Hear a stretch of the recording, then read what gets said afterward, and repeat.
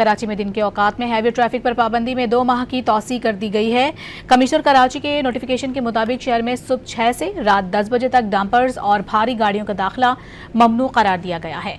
पानी, तेल, ऑक्सीजन, तिब्बी सामान और दीगर जरूरी अशिया वाली गाड़ियां इस पाबंदी से मुस्तस्ना होंगी। सुपर हाईवे से मौड़ीपुर तक भारी ट्रैफिक के दाखिले पर मुकम्मल पाबंदी आयद की गई है। कराची में दिन के औकात में हैवी ट्रैफिक पर पाबंदी में 2 माह की तौसी कर दी गई है। कमिश्नर कराची के नोटिफिकेशन के मुताबिक शहर में सुबह 6 से रात 10 बजे तक डंपर्स और भारी गाड़ियों का दाखिला ममनू करार दिया गया है।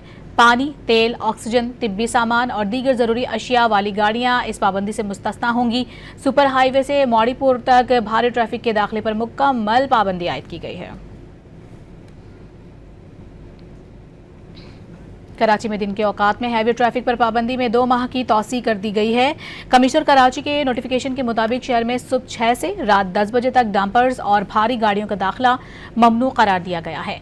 पानी, तेल, ऑक्सीजन, तिब्बी सामान और दीगर जरूरी अशिया वाली गाड़ियां इस पाबंदी से मुस्तस्ना होंगी। सुपर हाईवे से मौड़ीपुर तक भारी ट्रैफिक के दाखिले पर मुकम्मल पाबंदी आयद की गई है।